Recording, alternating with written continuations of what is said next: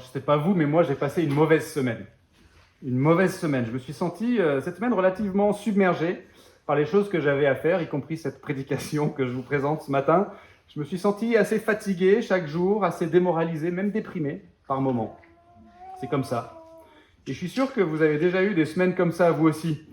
Parce que globalement, la vie sur cette terre, c'est quand même assez compliqué.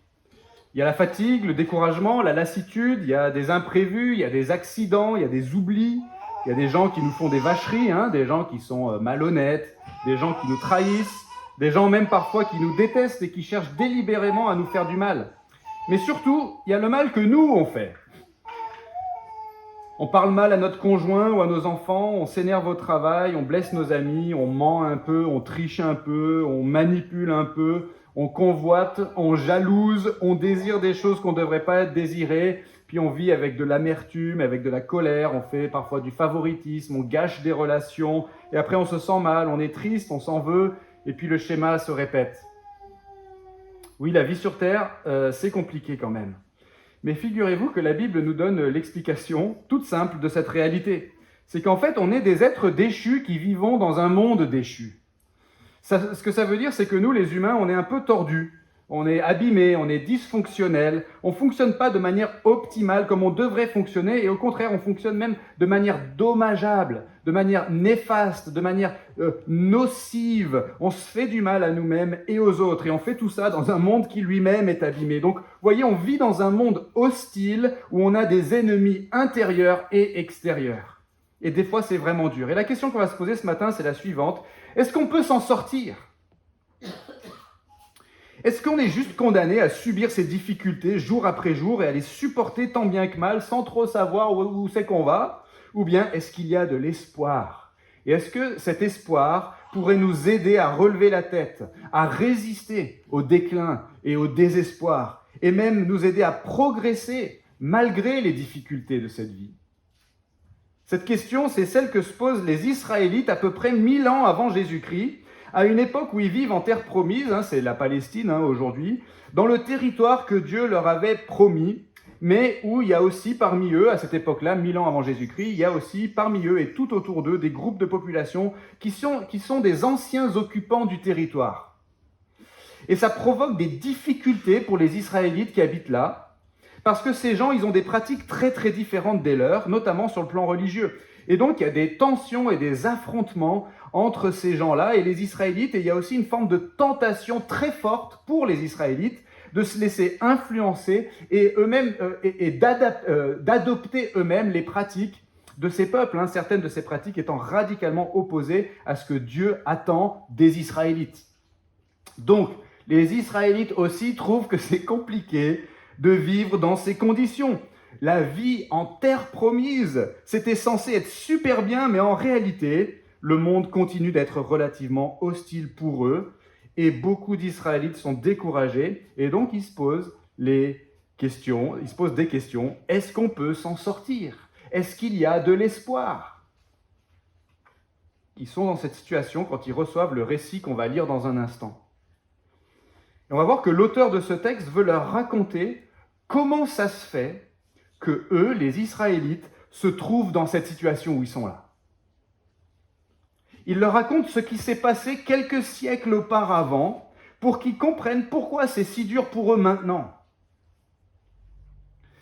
Mais il veut aussi répondre à cette question, est-ce qu'il y a de l'espoir pour que ça aille mieux ? Et à travers ce texte, nous aussi, on va avoir la réponse à cette question. La réponse, c'est la suivante. Oui, oui, il y a de l'espoir. Il y a de l'espoir. Mais pour que ça aille mieux, il va falloir qu'on se regarde soi-même dans le miroir. Et ça peut être un peu douloureux. On va donc lire dans le livre des Juges. Juges, c'est juste le titre d'un livre de l'Ancien Testament, la partie de la Bible qui a été écrite avant l'époque de Jésus. Et dans le livre des Juges, ça raconte une période particulière dans l'histoire d'Israël. C'est la période où les Israélites, donc ils arrivent initialement en terre promise et ils commencent à vivre en terre promise. Et les Israélites, ils ont reçu des instructions de la part de Dieu pour prendre possession de ce territoire en chassant et en dépossédant les habitants qu'il y avait dans ce territoire avant. Pourquoi ? Parce que ces habitants, en fait, tout simplement, ils avaient des pratiques absolument abominables. Mais comme vous allez le voir, les Israélites, ils ne vont pas exactement faire ce que Dieu a demandé. Et c'est vraiment là-dessus que l'auteur veut attirer l'attention de ses destinataires, non seulement à l'époque où il écrit ce texte, mais encore aujourd'hui. Alors lisons ce passage. Dans le livre des Juges, on est encore vers le début. C'est d'ailleurs une section du livre qui est un peu le prologue de tout ce qui va suivre. On est au premier chapitre, on va lire à partir du verset 22 et on lira jusqu'au chapitre 2, verset 5.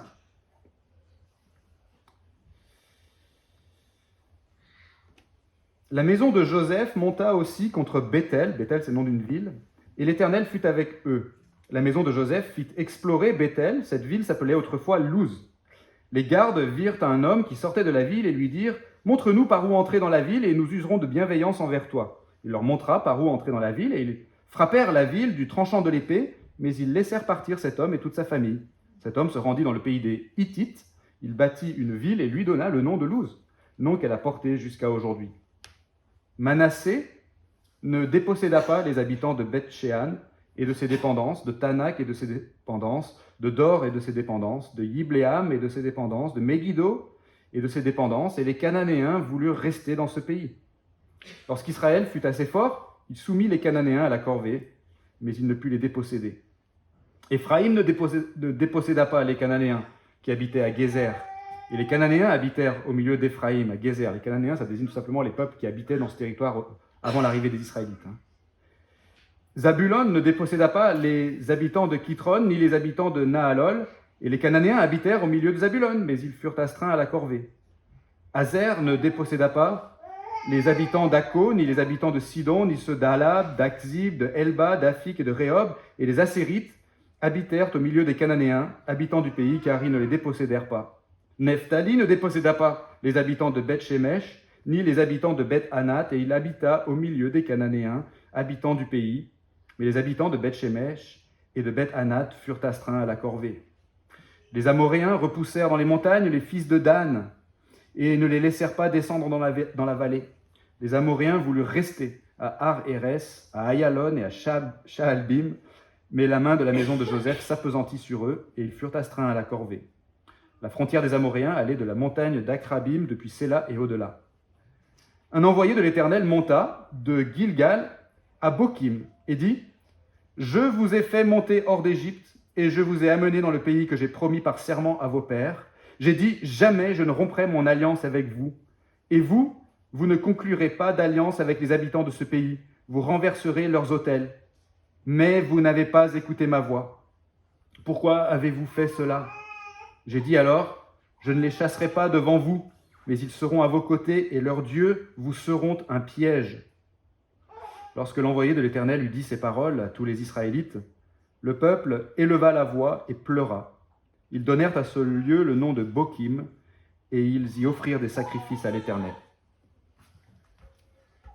Ça s'arrête là pour la lecture, je vais prier puis ensuite on va essayer de regarder tout ça dans le détail et voir ce qu'on peut en tirer pour nous aujourd'hui. Seigneur notre Dieu, merci beaucoup pour ta parole, merci pour ce texte en particulier.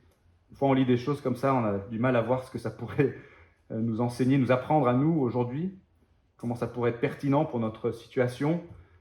Et Seigneur, on croit que toute ta parole est inspirée et qu'elle est utile pour notre édification. On prie vraiment, Seigneur, que tu nous aides maintenant, par ton Saint-Esprit, à comprendre ce que tu veux nous dire, à le recevoir, à le croire et à le mettre en pratique pour ta gloire. Au nom de Jésus, nous prions. Amen.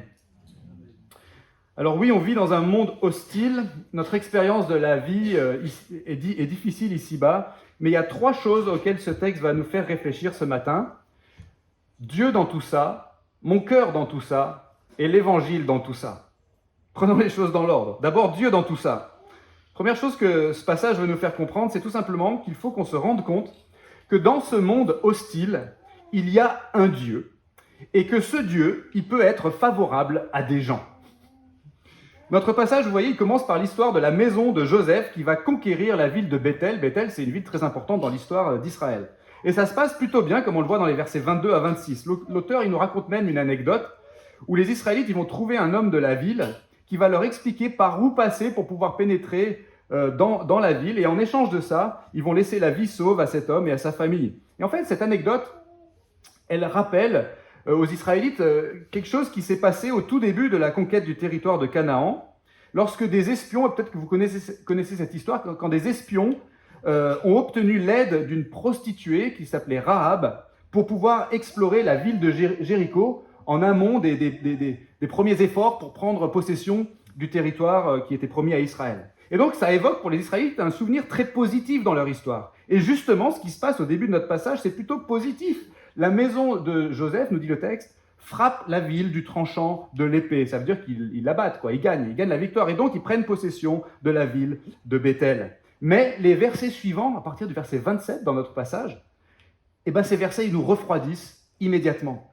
Manassé et Éphraïm, nous est-il dit, ne dépossèdent pas les habitants de plusieurs villes ou de plusieurs régions. Alors il faut comprendre ce que ça veut dire. Manassé et Éphraïm, c'est quoi ça? Ce sont les noms des deux tribus d'Israël qui constituent ensemble la maison de Joseph. Manassé et Éphraïm, c'était les deux fils de Joseph. Et c'était deux tribus d'Israël. Donc on a au début de notre passage la maison de Joseph qui fait bien, et quelques versets plus loin, la maison de Joseph qui fait mal. Qui fait le mal. Et ce flop dans le texte est d'autant plus frappant qu'au début de notre passage, il y a une petite phrase qui doit vraiment retenir notre attention.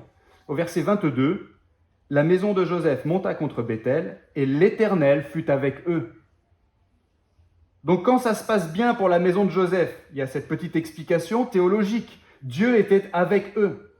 Ça réussissait pour la maison de Joseph quand ils ont pris possession de la ville de Béthel, parce que Dieu était avec eux. Dieu était de leur côté, Dieu était pour eux. Alors certes, juste après, la maison de Joseph connaît des revers. Manassé et Éphraïm, finalement, ne vont pas déposséder les habitants de certaines régions. Et le texte nous fait comprendre que ça, c'est vraiment une désobéissance par rapport à ce que Dieu avait demandé. On va y revenir dans le deuxième point. Mais à ce stade, on doit surtout retenir ce point. C'est justement qu'il y a un Dieu dans cette histoire. Et que ce Dieu, il peut être favorable à des gens, des fois. C'est pas comme si ce monde hostile dans lequel vivent les Israélites, c'était un monde livré à lui-même, où les Israélites seraient eux-mêmes livrés à eux-mêmes, et où finalement ce serait la loi du plus fort. Tantôt les Israélites sont puissants et motivés, et puis ils gagnent des victoires, et puis tantôt ils sont affaiblis et découragés, et ils n'y arrivent pas. Non, c'est pas ça. C'est plutôt, tantôt Dieu est avec eux, et ça se passe bien, et tantôt Dieu n'est pas avec eux, et ça se passe pas bien. Dieu est le personnage le plus important de cette histoire, vous comprenez ? Et les Israélites, quelques siècles plus tard, qui lisent ce récit de leur propre histoire, ils sont censés se dire « Waouh, en fait, il est arrivé dans notre histoire que Dieu soit avec nous. » Et quand il est avec nous, quand il est pour nous, ça nous fait gagner des victoires et ça nous fait progresser. C'est pas parce qu'on était plus fort, c'est parce que Dieu nous était favorable. Et nous aussi, en fait, aujourd'hui, on doit se faire la même réflexion. C'est un peu comme si le samedi après-midi, vous alliez au terrain de foot pour jouer au foot avec les jeunes du quartier et que semaine après semaine, vous remarquiez une chose. C'est que votre équipe gagne à chaque fois que vous arrivez à avoir une certaine personne dans votre équipe. Disons un gars qui s'appelle Lionel Messi et qui traîne par là le samedi après-midi. Quand vous arrivez à l'avoir dans votre équipe, à chaque fois, votre équipe gagne. Et donc, vous vous rendez compte que finalement, quand vous gagnez, c'est pas parce que votre équipe est particulièrement douée ou plus forte que les autres, c'est parce que vous avez avec vous le joueur qui fait la différence. Et du coup, logiquement, chaque samedi après-midi, vous allez vous demander, ce Lionel Messi, il va traîner dans les parages comme d'habitude, il va être là. Comment est-ce que je peux faire pour qu'il joue dans mon équipe ? C'est la question que vous allez vous poser chaque samedi. De la même façon, en lisant ce texte, on est censé avoir un peu la même réaction. Dans ce monde hostile, il y a un Dieu. Et ce Dieu-là, il peut être favorable à des gens. Comment est-ce que je peux faire pour qu'il joue dans mon équipe ? Et donc déjà, avant d'aller plus loin, il faut qu'on pose ça là. La vie, c'est compliqué. On peut se poser plein de questions. On peut souffrir et faire souffrir les autres. On peut être découragé, abattu. On peut se sentir seul ou coupable. On peut avoir peur. On peut avoir honte. On vit dans un monde hostile parce qu'on est des êtres déchus qui vivons dans un monde déchu. Mais est-ce qu'on croit qu'il y a un Dieu ? Est-ce qu'on croit qu'il y a un être suprême et transcendant qui nous dépasse infiniment et qui dépasse infiniment ce monde dans lequel on vit ? Et si on le croit, est-ce que vous voyez dans ce passage que ce Dieu-là, le seul vrai Dieu, le Dieu créateur de l'univers, le Dieu qui gouverne l'histoire des hommes, est-ce que vous voyez que ce Dieu-là, il est capable de déployer sa force en faveur des gens? C'est ce qu'il fait dans notre passage, en faveur de la maison de Joseph, en tout cas au début. Si on est d'accord pour voir ça dans le texte, ça devrait produire une chose toute simple en nous. Moi aussi, j'ai envie que Dieu fasse ça dans ma vie. Et donc, en traversant ce monde hostile, est-ce que vous avez envie que Dieu soit avec vous? C'est une question un peu simple, peut-être un peu bête. Est-ce que vous avez envie que Dieu soit avec vous? C'est une question très importante parce que ça va définir notre posture, en fait. Et ça va conditionner beaucoup de choses par la suite. Alors moi, je pose ça là, sans en dire plus pour l'instant. Oui, il faut qu'on se rende compte que dans ce monde hostile, il y a un Dieu et que ce Dieu, il peut être favorable à des gens. C'était le premier point. Deuxièmement, mon cœur dans tout ça.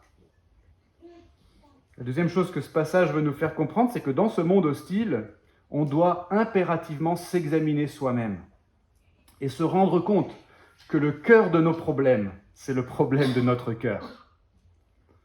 On vient de voir qu'après un début plutôt positif pour la maison de Joseph, les tribus de Manassé et d'Éphraïm, finalement, elles vont pas déposséder les habitants de plusieurs régions, et ça, c'est une désobéissance à Dieu, qui avait dit qu'il fallait les déposséder. Le verset 28 précise même très clairement que ce n'est pas un problème de force, puisque même en étant en position de supériorité, les Israélites vont choisir d'asservir les Cananéens plutôt que de les éliminer ou de les chasser du territoire. Il faut bien comprendre donc que si les Israélites ne dépossèdent pas les habitants de tous ces territoires, ce n'est pas fondamentalement parce qu'ils n'en ont pas les moyens, mais c'est fondamentalement parce qu'ils désobéissent aux instructions de Dieu qui avait dit qu'il fallait déposséder les habitants de ce territoire. Et dans les versets 30 à 34, ce qu'on a, c'est une sorte de refrain à charge qui pointe cette désobéissance des Israélites.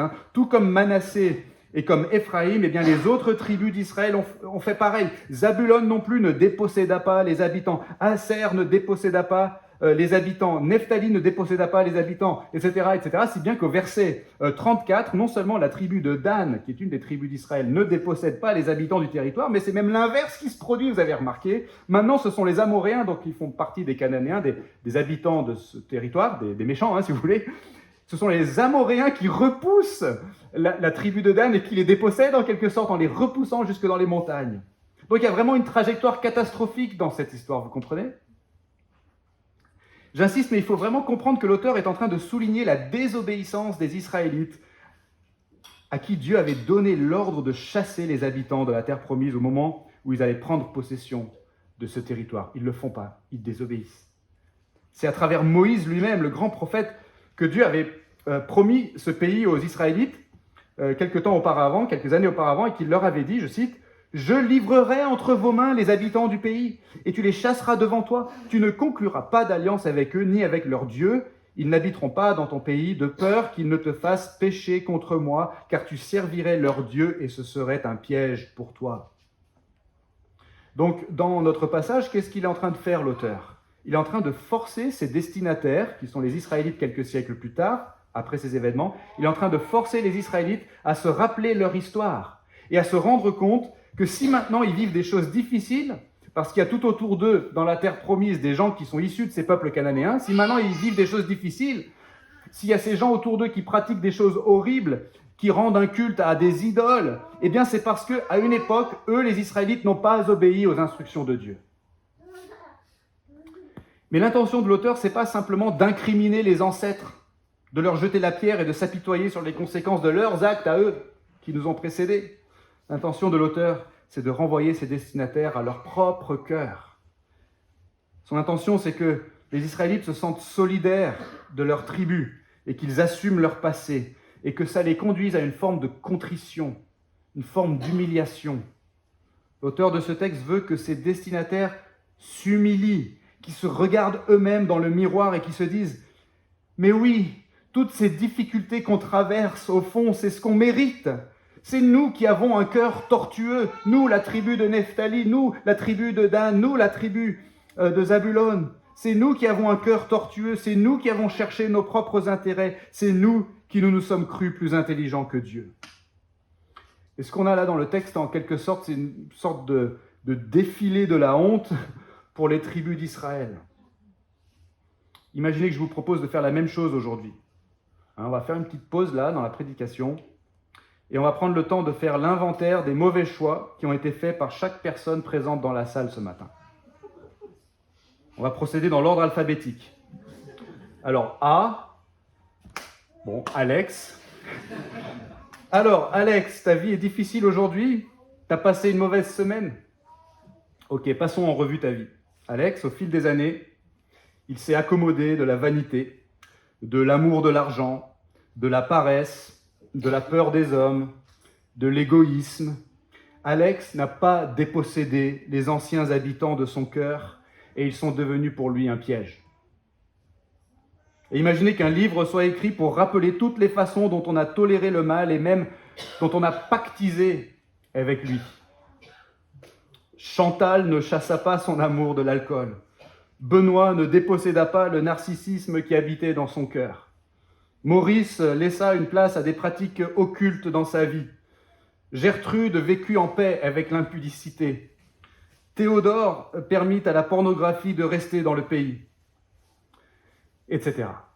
Et là où je veux en venir, c'est aussi là où l'auteur de notre passage veut en venir, il me semble, c'est que dans ce monde hostile, on doit impérativement s'examiner soi-même et se rendre compte que le cœur de nos problèmes, c'est le problème de notre cœur. C'est pas fondamentalement la faute des autres. Les Israélites qui reçoivent ce texte, ils étaient tentés de se dire « la vie est difficile et c'est la faute des Philistins, ils n'arrêtent pas de nous embêter. » Mais l'auteur de ce passage leur dit « Certes, les Philistins, ils sont pas sympas. Mais pourquoi ils sont encore là, ces Philistins, déjà ?»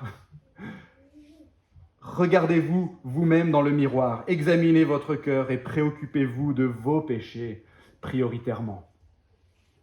Jésus lui-même a dit « C'est du cœur que viennent les mauvaises pensées, meurtres, adultère, prostitution, vol, faux témoignage, blasphème, voilà ce qui souille l'homme. » Et ça vient de là.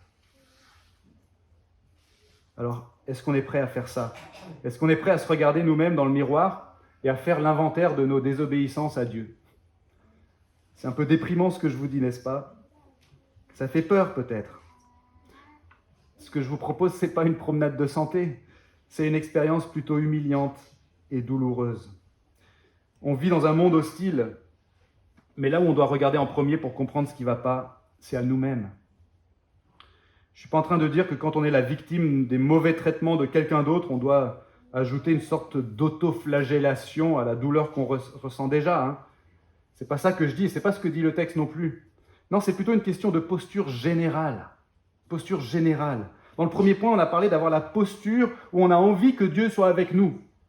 Ici, on est tout simplement en train de parler d'avoir la posture où on reconnaît qu'on ne mérite pas d'avoir la faveur de Dieu. C'est tout.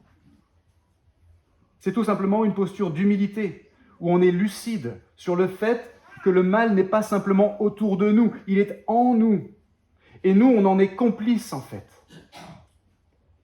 Est-ce que vous êtes d'accord avec ça? Je sais que pour l'instant, c'est assez déprimant tout ce que j'ai à vous dire, et on n'a pas vraiment vu encore où est-ce qu'il y avait de l'espoir pour nous. Heureusement, il reste encore un point à cette prédication. Troisièmement, l'évangile dans tout ça. L'évangile dans tout ça. La troisième et dernière chose que ce passage veut nous faire comprendre, c'est que dans ce monde hostile, notre seul espoir se trouve dans les promesses de grâce de Dieu. Regardez de nouveau ce qui se passe à la fin de notre passage. Les tribus d'Israël ont donc désobéi à Dieu en ne dépossédant pas les habitants du pays. Ils ont plutôt conclu des pactes avec eux. Ils ont accepté de cohabiter en terre promise avec ces peuples ennemis. Et donc Dieu envoie quelqu'un aux Israélites au début du chapitre 2, avec un message de sa part. Et dans ce message, Dieu rappelle quel est son projet. Il a voulu faire grâce aux Israélites en les délivrant de l'esclavage en Égypte, en les conduisant vers la terre promise et en leur donnant ce merveilleux pays en héritage. Cette grâce de Dieu envers son peuple, Dieu dit dans notre passage qu'elle est l'expression d'une alliance irrévocable. C'est-à-dire que Dieu s'est engagé en faveur de son peuple et qu'il lui a fait des promesses et que Dieu, lui, il tiendra toutes ses promesses.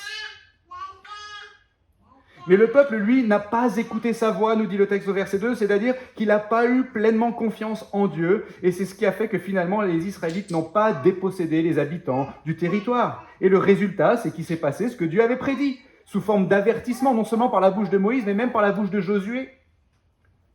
Quelques années seulement avant le texte qu'on a lu, où il avait dit « Prenez bien garde à vous-même et aimez l'Éternel votre Dieu. » Si vous vous détournez et que vous vous attachiez à ces autres nations qui restent avec vous, si vous vous unissez avec elles par des mariages et si vous vous mêlez à elles, sachez bien que l'Éternel votre Dieu ne continuera pas à déposséder ces nations devant vous, mais elles seront pour vous un filet et un piège, un fouet pour vos flancs et des épines dans vos yeux, jusqu'à ce que vous périssiez sur cette bonne terre que l'Éternel votre Dieu vous a donnée.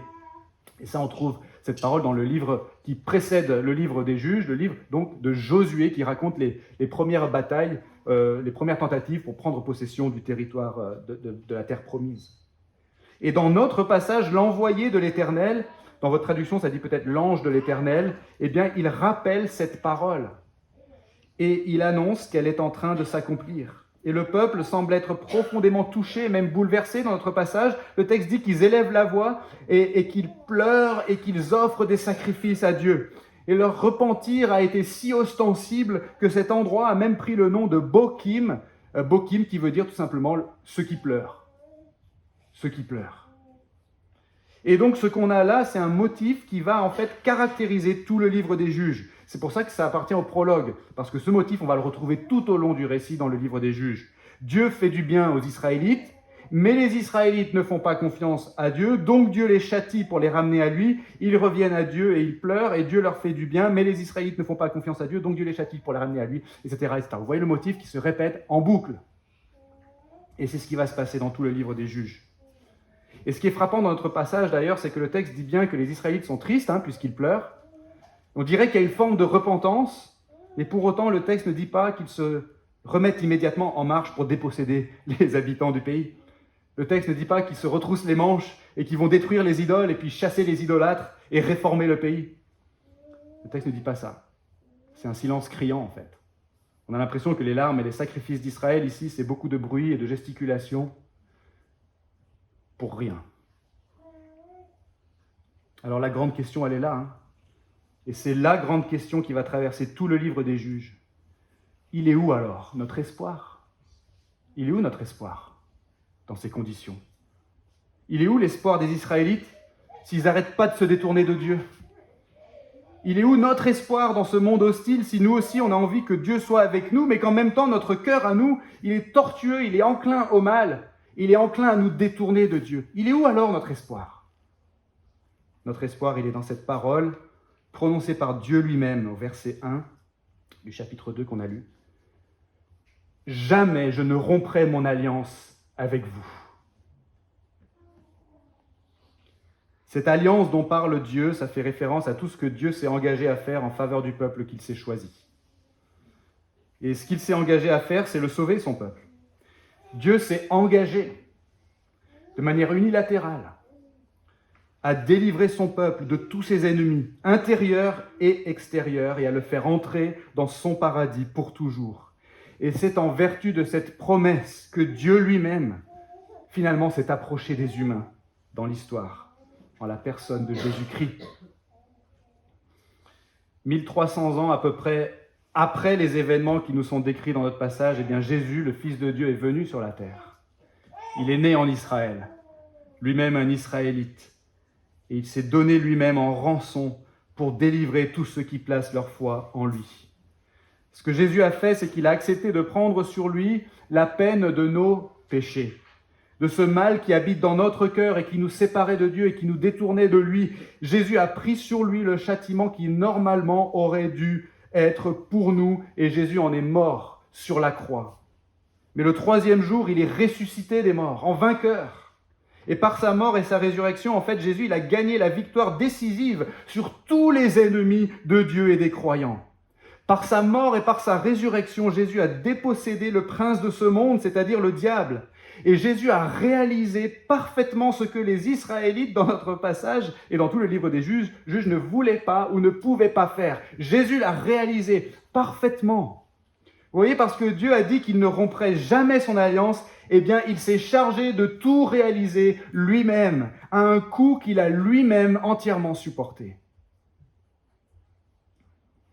Et pour les Israélites qui lisent ce texte, il y a 3000 ans par rapport à aujourd'hui, pour eux qui découvrent ce récit, il y a 3000 ans, comme pour nous aujourd'hui, il est là notre espoir dans ce monde hostile.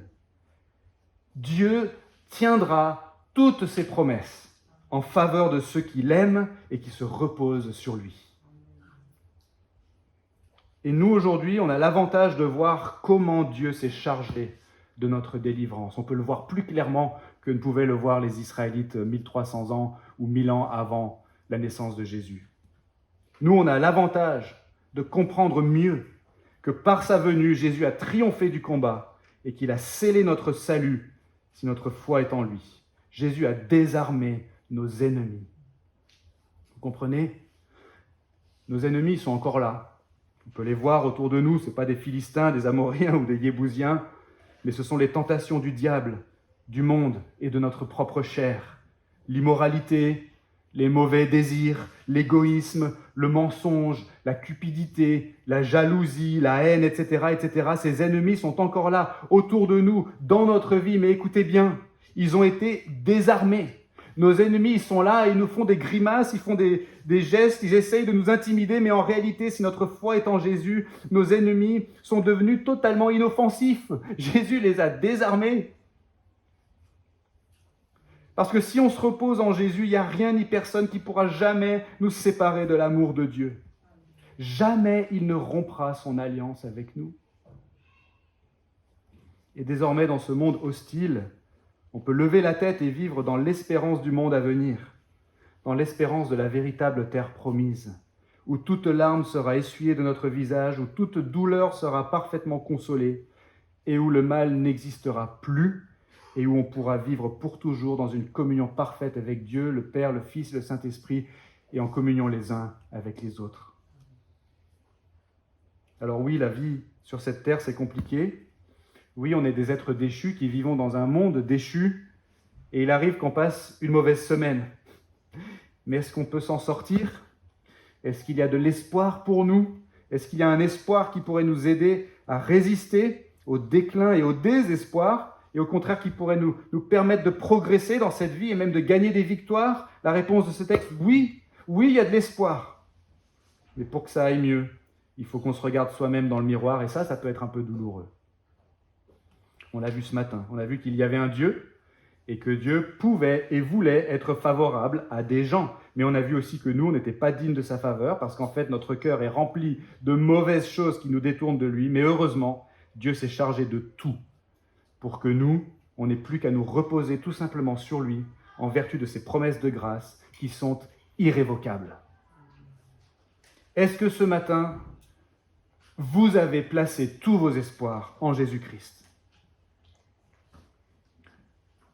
Je répète la question parce qu'elle est de la plus haute importance. Est-ce que vous, personnellement, ce matin, vous avez placé tous vos espoirs en Jésus-Christ ? Est-ce que vous avez envie de connaître la faveur de Dieu ? Est-ce que vous êtes lucide sur le mal qui naturellement vous détourne de Dieu ? Et est-ce que vous reconnaissez que votre seul secours est auprès de Jésus ? Est-ce que vous avez envie d'apprendre à le connaître et à le servir d'un cœur débordant de reconnaissance et d'amour pour ce qu'il a fait pour vous ? Est-ce que vous avez envie de ça ? Et si vous êtes un croyant déjà depuis quelque temps, est-ce que vous êtes prêt à vous regarder vous aussi dans le miroir et à faire l'inventaire de vos compromissions ? Est-ce que vous et moi, on est prêts à laisser la lumière de Dieu briller dans notre cœur et dans nos pensées pour nous montrer ce qui lui déplaît et pour nous montrer où c'est qu'on doit mener le combat par sa grâce et par la puissance du Saint-Esprit dans notre vie pour chasser de notre vie ces ennemis de notre âme qui ont déjà été désarmés en fait par Jésus. On peut survivre à ce monde hostile et on peut même progresser et gagner des victoires, si on se serre les coudes, si on prie les uns pour les autres, si on confesse nos péchés à Dieu et les uns aux autres quand c'est nécessaire, si on se pardonne mutuellement, si on est fidèle à notre assemblée et aux moyens de grâce que Dieu a mis à notre disposition, mais surtout, on peut progresser si on garde nos yeux fixés sur Jésus, qui est l'auteur de la foi et celui qui l'amène à la perfection, sachant que si on est attaché à Jésus par la foi, alors Dieu est dans notre équipe et on va gagner le match pour sûr tous les samedis après-midi. Si Dieu est pour nous, qui sera contre nous ? Dit l'apôtre Paul. Et Jésus lui-même dit « Je vous ai parlé ainsi pour que vous ayez la paix en moi. Vous aurez des tribulations dans le monde, mais prenez courage, moi j'ai vaincu le monde. » Amen. Prions. Merci notre Dieu d'être si fidèle à tout ce que tu as pu dire, tout ce que tu as pu faire, tous tes engagements, toutes tes promesses. Merci parce que nous, on n'a rien à accomplir sinon nous reposer sur toi. Merci parce que tu as tout fait pour nous d'une manière suffisante, complète, définitive, par la venue de ton Fils Jésus-Christ, sa mort et sa résurrection. Aide-nous maintenant à garder les yeux fixés sur lui et à avancer dans la reconnaissance et la foi jusqu'à ce qu'on entre dans notre héritage, auprès de toi, dans le paradis, pour y vivre pour toujours. C'est au nom de Jésus que nous prions. Amen.